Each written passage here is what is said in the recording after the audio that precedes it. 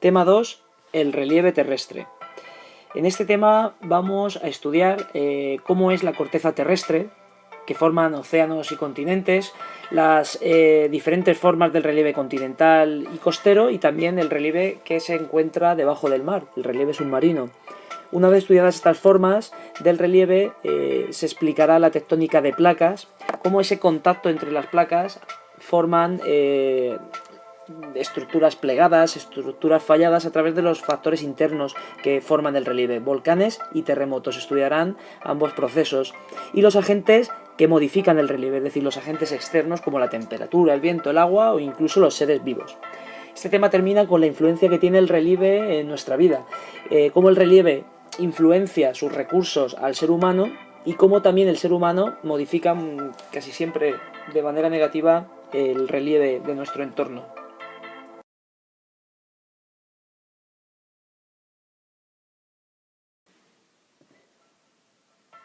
En el apartado 1, la corteza terrestre, océanos y continentes, empezamos hablando de la estructura interna de la Tierra. La estructura interna de la Tierra presenta 3 capas concéntricas. Estas capas son la corteza, la capa más fina de todas, la capa intermedia, el manto y el núcleo, la capa interna de la Tierra.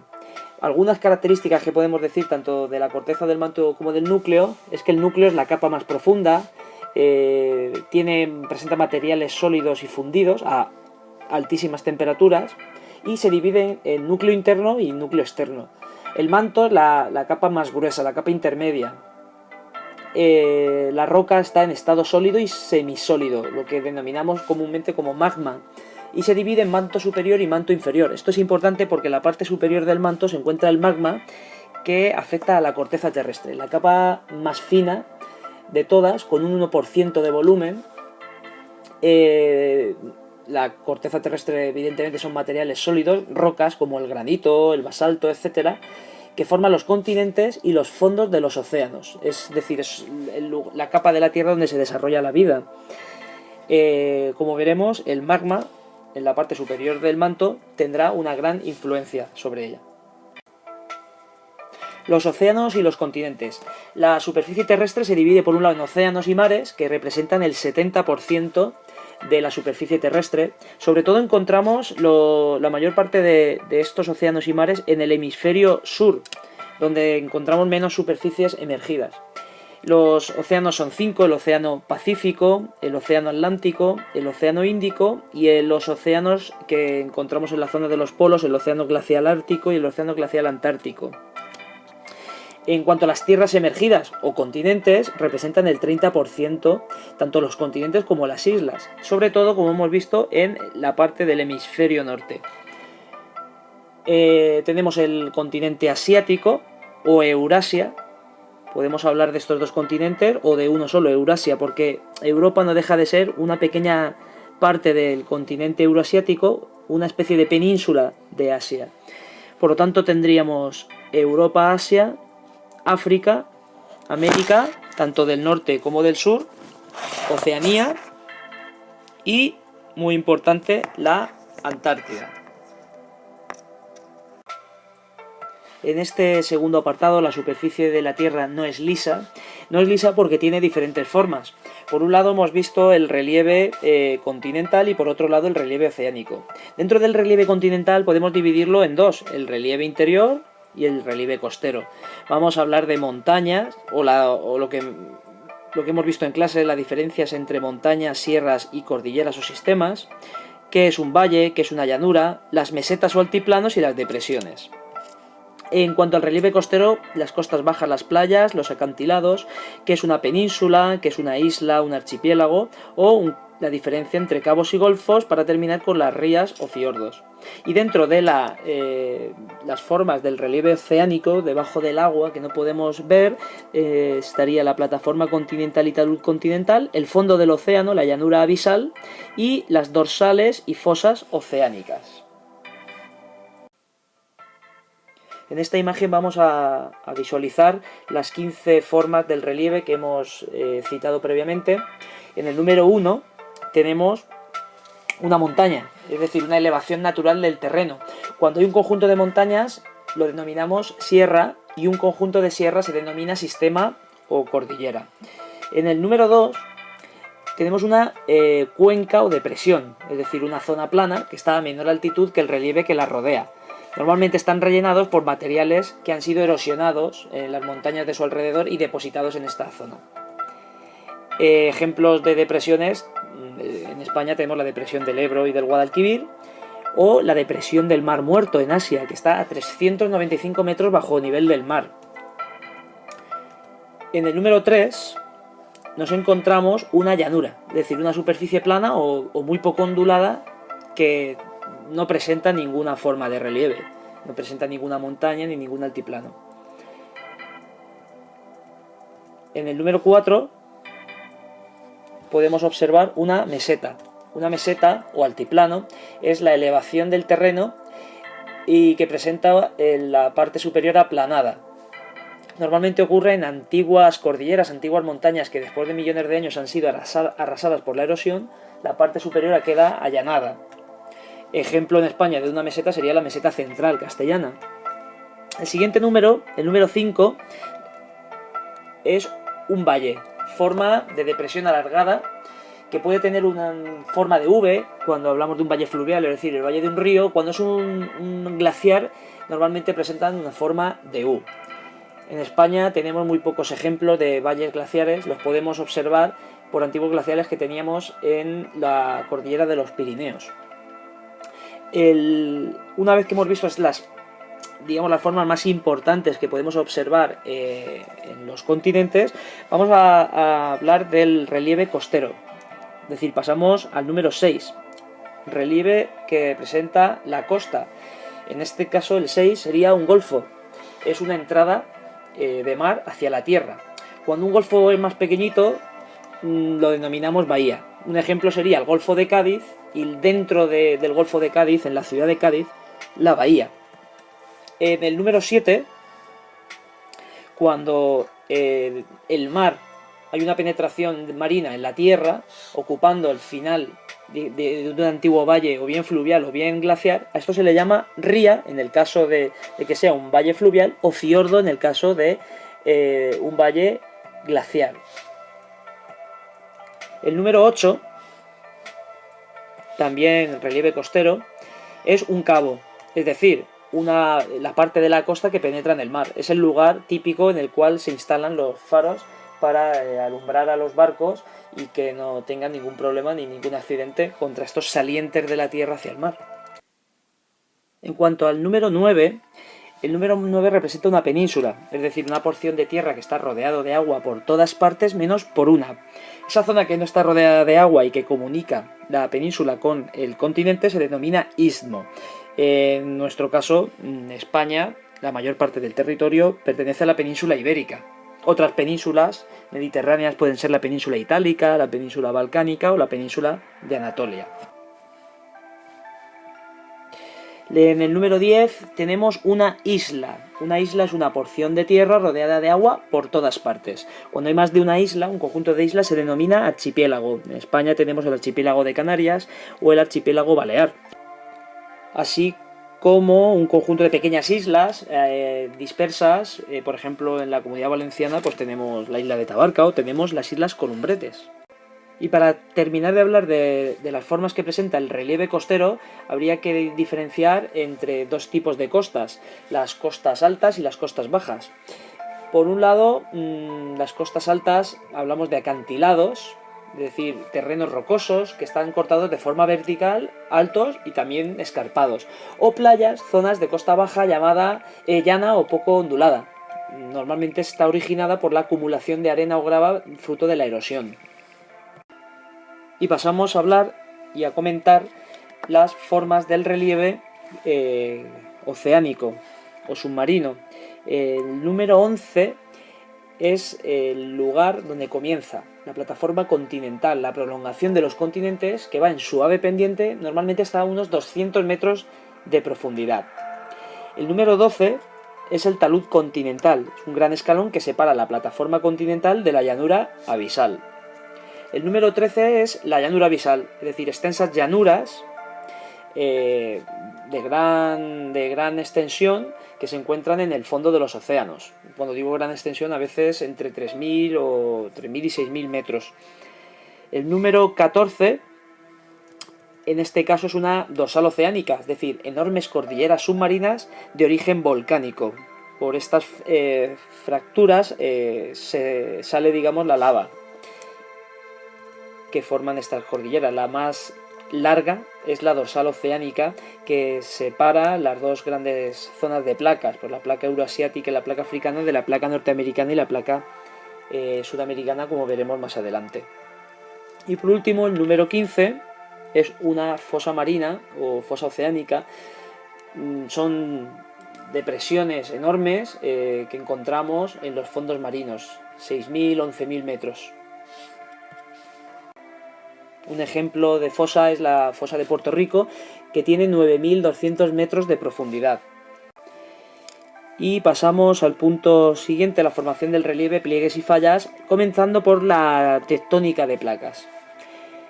La superficie terrestre cambia su aspecto externo continuamente. La superficie está fracturada, como si fuese un puzzle, en piezas llamadas placas tectónicas, que están formadas tanto por las tierras emergidas como por las tierras sumergidas. Están en continuo movimiento, se mueven de 2 a 20 milímetros al año y en su desplazamiento chocan entre sí. ¿Por qué es importante que estudiemos las placas tectónicas? Porque en ese desplazamiento, cuando chocan, es cuando se origina el relieve terrestre. Aquí podemos ver en esta imagen las principales placas. Las placas norteamericana y sudamericana, con estas pequeñas placas del Caribe, de Cocos o la placa de Nazca. La placa africana y euroasiática, estas dos pequeñas placas como son la placa iránica y arábiga, la placa indo-australiana filipina y la placa del Pacífico. En las zonas de contacto, como hemos visto o como vamos a estudiar, se forman movimientos internos que originan el relieve, creando estructuras plegadas y estructuras falladas. Los pliegues, como podemos ver en la imagen, las fuerzas internas deforman la corteza terrestre y cuando son materiales blandos se forman pliegues, aparecen cadenas montañosas. Un ejemplo de cordillera plegada serían los Pirineos o las cordilleras béticas, por el choque de las placas africanas y la placa ibérica, la placa euroasiática. Si las fuerzas actúan sobre materiales rígidos, en lugar de estructuras plegadas, la corteza se fractura en bloques llamados fallas. Los bloques levantados normalmente forman montañas y los bloques hundidos forman depresiones, como podemos ver en ambas imágenes. En la formación del relieve, los factores principales internos son los volcanes y los terremotos. Los volcanes son grietas de la corteza terrestre por las que salen materiales como la lava, roca, cenizas, gases, que salen del interior de la Tierra formando una erupción volcánica. ¿Dónde se sitúan la mayor parte de los volcanes? La mayor parte de ellos se sitúan en las zonas de contacto entre las placas tectónicas. La erupción volcánica sigue normalmente unos pasos, como vemos en esta imagen. En primer lugar, el magma es presionado por las fuerzas internas de la Tierra, como si fuese una botella de Coca-Cola. Es decir, nosotros agitamos una botella de Coca-Cola, el gas quiere salir por cualquier pequeño agujerito que encuentre. El magma, por lo tanto, es presionado hacia el exterior, se desplaza por la chimenea y sale al exterior la lava por el cráter. Cuando se acumula el material, hacia los lados del cráter se forma un cono volcánico, que es el modelo típico de volcán que podemos ver en la imagen presente. Las erupciones volcánicas, por lo tanto, generan relieve. Ejemplos de relieve: se generan montañas, como este cono volcánico. Tenemos uno muy conocido en África, el Kilimanjaro. Pero también forman islas como las Islas Canarias o como el archipiélago de Japón, en Asia. Los terremotos, otro elemento interno de la Tierra, son bruscos temblores de la corteza terrestre originados por el choque de placas, movimientos de fallas o por erupciones volcánicas. Se distinguen siempre, como vemos en la imagen, dos zonas: el epicentro o el hipocentro. El hipocentro es el punto interior de la Tierra donde se originan las fuerzas internas, donde se origina el terremoto, el movimiento. Y el epicentro es la zona de la superficie terrestre que normalmente es la que sufre mayor fuerza o mayor impacto del terremoto y mayores destrozos en el caso de que sean de una gran magnitud. La mayoría no son perceptibles. Continuamente podemos observar el Instituto Geográfico Nacional, la página web, los seísmos de las últimas 24 horas, y veremos que la Tierra está continuamente moviéndose y que hay pequeños terremotos a lo largo, por ejemplo, de nuestro país. La mayoría, por lo tanto, no son perceptibles, pero otros, en cambio, provocan grandes destrozos y modifican el relieve. La intensidad se mide con este aparato que vemos aquí, que es el sismógrafo. El sismógrafo usa la escala de Richter. Es decir, la intensidad del terremoto, cuando tiene menos de 3,5 grados en la escala de Richter, prácticamente no es percibido. Es a partir de 3,5 cuando la Tierra se nota su movimiento. Se sienten sus efectos a partir de 3,5 y causa normalmente daños menores. De 5,5 a 6 ocasiona daños a edificios, como podemos leer. De 6,1 a 6,9 provoca ya daños importantes. Y a partir del 7 los terremotos son bastante grandes y pueden provocar grandes problemas, como caída de casas, edificios, destrucción de ciudades cercanas a ese epicentro. La mayor parte de los terremotos, o por lo menos los que más aparecen en la tele por los desastres que causa, se producen en la zona que conocemos como el Anillo del Fuego del Pacífico. Toda la zona de Japón, Indonesia, en fin, también la zona de Himalaya, donde tenemos la cordillera con los picos más elevados de la Tierra, sufre bastantes movimientos sísmicos. Irán, en Turquía o incluso en el Mediterráneo. Afortunadamente para nosotros, en el sur de España, a pesar de ser una zona de contacto, no es habitual terremotos de gran magnitud. Y una vez que las fuerzas internas de la Tierra han creado, aparecen los agentes externos que lo modifican. Esa modificación del relieve presenta tres fases. Es decir, el relieve, como hemos visto, no permanece estable. El agua, el viento, los seres vivos, esos factores externos modifican el relieve lentamente a través de la erosión, es decir, el desgaste, la fragmentación o a veces la disolución de las rocas, el transporte o arrastre y por último la sedimentación o el depósito de esos sedimentos que han sido erosionados previamente. El primer factor externo que podemos comentar es la temperatura. La temperatura.